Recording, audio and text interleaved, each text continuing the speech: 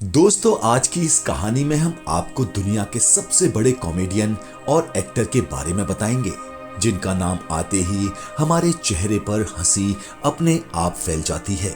जी हाँ दोस्तों, हम बात कर रहे हैं ग्रेट चार्ली चैपलिन की, जिनके काम ने तो लोगों को खूब हंसाया, लेकिन उनकी जिंदगी में उतार चढ़ाव बहुत रहे। जिंदगी तो छोड़िए, उस इंसान की मौत और उसके बाद भी वो एक सनसनी बने रहे। आज की इस वीडियो में हम उसी चार्ली चैपलिन की कहानी बताने जा रहे हैं। हमारे चैनल पर आपका फिर से स्वागत है। चार्ली चैपलिन का जन्म 16 अप्रैल 1989 को लंदन शहर में हुआ था।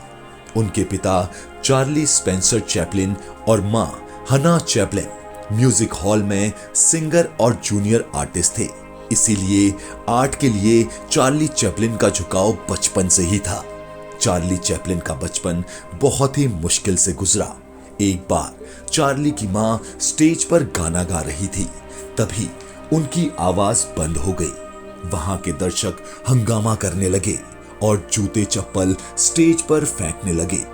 ऐसे में अपनी मां को बचाने के लिए लगभग 5 साल के चार्ली चैपलिन स्टेज पर आ गए और उन्होंने अपनी भोली आवाज में अपनी मां के गाने की नकल की, जो दर्शकों को बहुत ही फनी लगी और दर्शकों ने उन्हें खूब सराहा। स्टेज पर सिक्कों की बारिश होने लगी और 5 साल की उम्र में ये चार्ली चैपलिन की पहली कमाई थी। तभी से चार्ली ने इस बात को गांठ बांध लिया कि रियल लाइफ में जो गरीबी उनका दुख का कारण थी, स्टेज पर वही लोगों को कॉमेडी लग रही थी। यही वजह थी कि आगे चार्ली चैपलिन की फिल्म्स में दुख, गरीबी, अकेलापन, बेरोजगारी को उन्होंने कॉमेडी के रूप में प्रेजेंट किया। पूरी दुनिया उस पर हंसती रही। इस घटना के कुछ दिन के बाद चार्ली के माता पिता तलाक लेकर अलग हो गए। चार्ली को अपनी मां और भाई के साथ अनाथालय में रहना पड़ा, क्योंकि उनकी मां के पास कोई नौकरी नहीं थी। अनाथालय में उनकी मां मानसिक रोगी होकर पागल हो गई, जिसके बाद कोर्ट ने चार्ली और उसके भाई को पिता के साथ रहने का आदेश दिया। पिता ने दूसरी शादी कर ली थी और सौतेली मां ने चार्ली और उसके भाई पर बहुत जुल्म उठाए। उसके कुछ दिन के बाद उनकी मां पागल खाने से ठीक होकर वापस आई, तो उनके जीवन में खुशियां वापस लौटने लगी। चार्ली स्कूल तो जाते थे, लेकिन उनका पढ़ाई में दिल नहीं लगता था। वो एक एक्टर बनना चाहते थे। चार्ली पैसे कमाने के लिए स्टेज शो करते थे और रोजमर्रा की जरूरत के लिए वो बहुत से छोटे छोटे काम भी किया करते थे।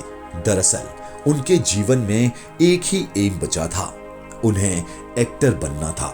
इसीलिए वो लगातार ब्लैक मोर थिएटर जाते थे। एक बार वो एक स्टेज शो कर रहे थे, तभी उन पे एक डायरेक्टर की नजर पड़ी। उन्होंने चार्ली चैपलिन की बेहतरीन एक्टिंग के टैलेंट को उसी वक्त पहचान लिया। उस डायरेक्टर के माध्यम से चार्ली की मुलाकात हैमिल्टन से हुई। हैमिल्टन ने चार्ली को शर्लॉक होम नाटक में रोल ऑफर किया। चार्ली को पढ़ना नहीं आता था, इस कारण उन्होंने डायलॉग्स को याद करना शुरू किया। शर्लॉक होम्स सीरीज में एक्टिंग करके उन्हें खूब शोहरत मिली। हालांकि इसके बाद भी चार्ली का जीवन गर्दिशों के दौर में ही रहा। चार्ली 5 फुट 5 इंच की छोटी हाइट वाले दुबले पतले इंसान थे, जो लोगों को अपनी एक्टिंग से गरीबी और बेरोजगारी में भी खुश मिजाज से भरा जीवन जीने की प्रेरणा देते थे। इतिहास गवाह है, उस दौर में पूरी दुनिया विश्व युद्ध और आर्थिक महामारी की तबाही से गुजर रही थी। चारों तरफ तानाशाहों का आतंक था। ऐसे में उनसे लड़ने के लिए चार्ली चैपलिन ने कॉमेडी का सहारा लिया। चार्ली के जीवन में एक ऐसा दौर भी आया जब वो अपने इंटरव्यू में लेफ्टिस्ट का पक्ष लेते हुए दिखे, जिसके बाद मीडिया ने चार्ली पर रशियन एजेंट होने का आरोप लगाया, क्योंकि पूरा लेफ्ट उस समय रशिया को ही सपोर्ट करता था। 10 सालों तक अमेरिकी सरकार और मीडिया चार्ली के लिए आफत बने रहे।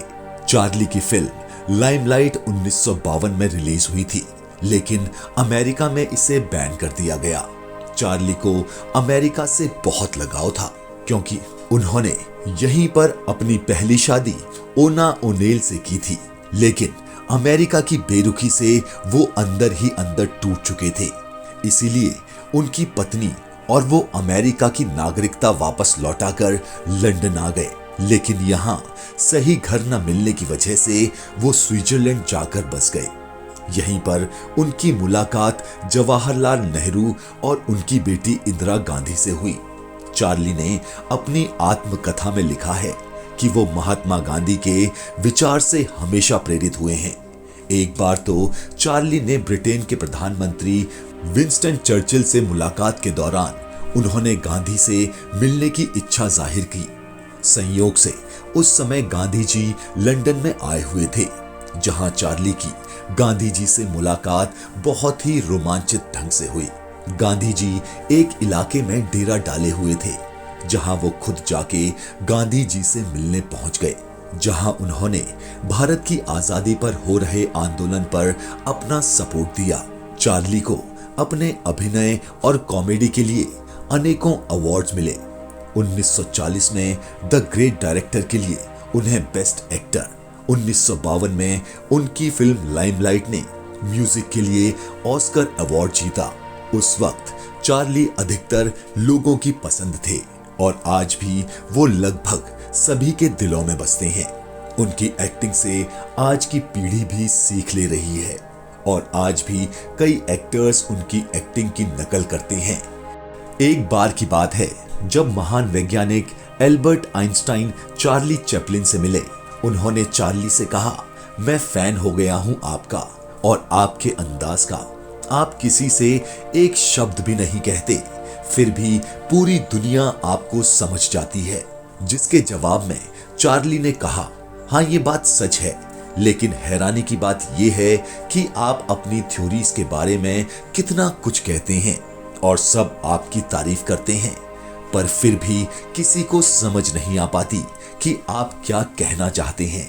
माइकल जैक्सन ने चार्ली चैपलिन के लिए कहा था कि वो उनके जैसा बनना चाहते हैं, क्योंकि उनका जीवन एक ऐसी कहानी है जो दुख, दर्द और आंसुओं के साए में भी खुशियों से हंसना सिखाती है। लेकिन चार्ली का पूरा जीवन तो चलता रहा, लेकिन आखिर में उनकी मौत के बाद उनके साथ बहुत बुरा हुआ। आपको बताते हैं कि 25 दिसंबर 1977 को चार्ली चैपलिन की मौत हो गई थी, जिसके बाद उन्हें स्विट्जरलैंड में दफना दिया गया। लेकिन सारा तमाशा हुआ चार्ली की मौत के तकरीबन 3 महीने के बाद। हुआ कुछ यूं कि उनकी लाश कब्र से गायब हो गई थी। बाद में पता चला कि उस लाश को चुराया गया है।